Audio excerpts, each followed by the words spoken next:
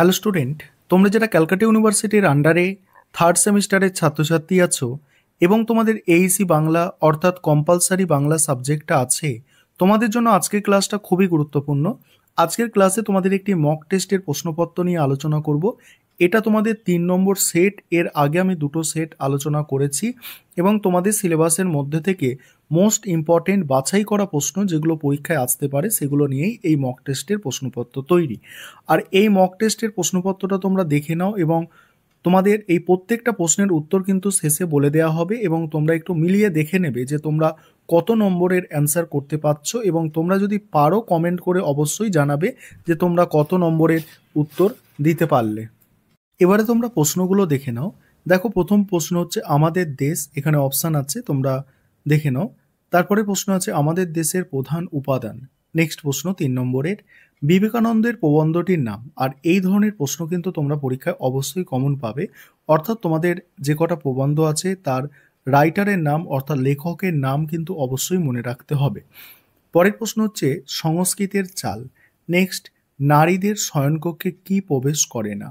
পরের প্রশ্ন আছে দেখো সাখাওয়াত হোসেনের সম্পূর্ণ নাম কি।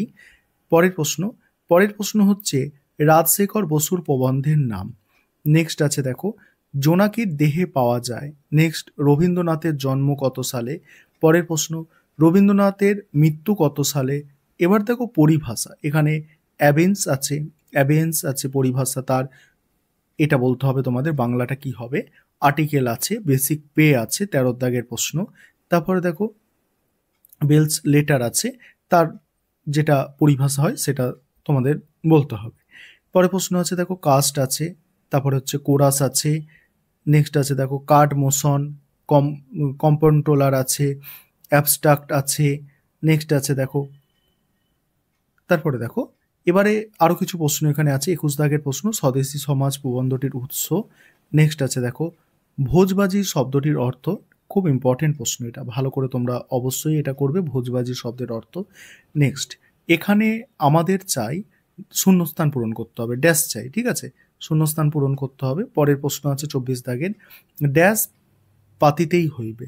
পরের প্রশ্ন বাংলা ভাষা প্রবন্ধটির রচয়িতা। এইগুলো হচ্ছে তোমাদের প্রশ্ন। এবার তোমাদের উত্তরগুলো দেওয়া হয়েছে, তোমরা দেখে নাও, এখানে মানে উত্তরগুলো করে দেওয়া হয়েছে তোমাদের, তোমরা অবশ্যই মিলিয়ে নেবে এবং তোমরা কমেন্টে জানাবে যে কতগুলো প্রশ্নের অ্যান্সার কিন্তু তোমরা করতে পারলে, ঠিক আছে।